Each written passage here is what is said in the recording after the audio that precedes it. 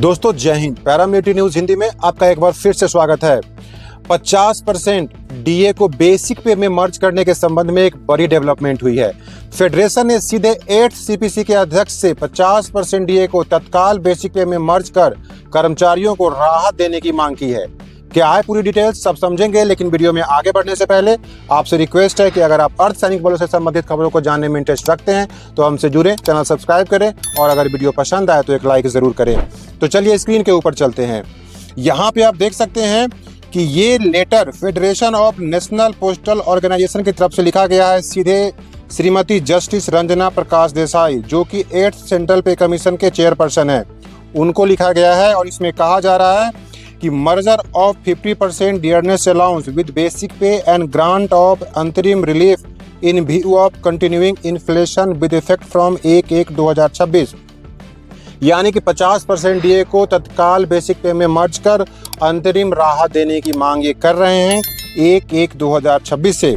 Background क्या है इस केस का? यहाँ पे इनका कहना है कि रेगुलर इन्फ्लेशन बढ़ रहा है और जिसकी वजह से एम्प्लॉयज़ का जो परचेजिंग पावर है वो कम होता जा रहा है, जिसकी वजह से जो उनका कॉस्ट ऑफ लिविंग है उसमें बढ़ोतरी हुई है।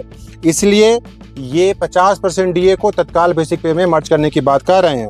जस्टिफिकेशन क्या है इनका देख सकते हैं। Justification for merger 50% DA with basic पे, सबसे पहला है इरोजन ऑफ रियल वेजेस।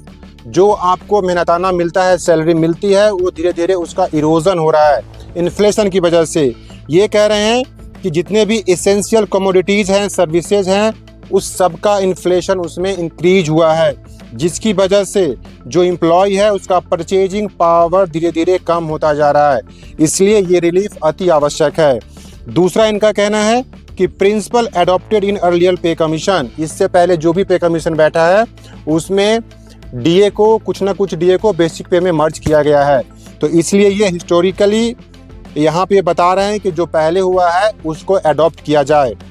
तीसरा है impact on allowances and retirement benefits.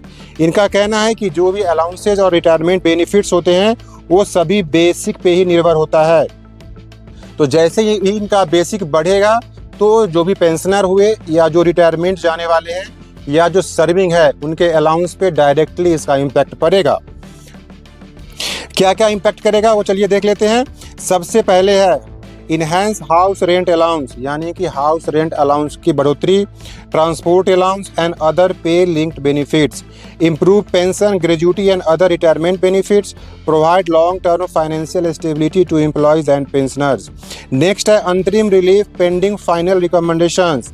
यहाँ पे कह रहे हैं कि 8th पे कमीशन को अभी फाइनल रिकमेंड करने में टाइम है, इसलिए तत्काल प्रभाव से 50% डीए को बेसिक पे में मर्ज किया जाए। इनका रीज़न बता रहे हैं इकोनॉमिक रियलिटी क्या क्या है कि rising cost of food and essential commodities, housing and rentals, education and health care, fuel and transportation. ये जितना पॉइंट्स यहाँ पे दिया हुआ है, इनका कहना है कि सब में ये जो कॉस्ट है ये राइज हो रहा है, जिसकी वजह से कर्मचारियों को रिलीफ की ज़रूरत है। और लास्ट में इनका फाइनल रिकमेंडेशन है कि merger of 50% dearness allowance with basic pay for all central government employee and pensioners and treat the same as अंतरिम relief pending finalization and implementation of 8th central pay commission recommendation. यानी तत्काल प्रभाव से 50% basic को DA को basic में मर्ज कर दिया जाए और इसको एक अंतरिम रिलीफ के तौर पर ही देखा जाए। तो ये संगठन का, फेडरेशन का एक बहुत बड़ी जेन्यून मांग है सरकार से और 8th सीपीसी के चेयरपर्सन से, जो कर्मचारियों के हित में है। और उम्मीद है कि 8th सीपीसी या भारत सरकार फेडरेशन के इस लेटर को लाइटर नोट में नहीं लेकर के सीरियस ले और कर्मचारियों को, अर्धसैनिक बलों को तत्काल इससे राहत दे। 8th सेंट्रल पे कमीशन और अर्धसैनिक बलों से संबंधित सभी लेटेस्ट अपडेट्स के लिए आप हमसे जुड़ जाएं, चैनल सब्सक्राइब कर लें और बेल नोटिफिकेशन दबाना बिल्कुल ना भूलें, ताकि आने वाली सभी अपडेट्स आप तक सबसे पहले पहुंचे। मिलते हैं नेक्स्ट वीडियो में एक नए अपडेट्स के साथ, तब तक के लिए शाइनिंग ऑफ। जय हिंद।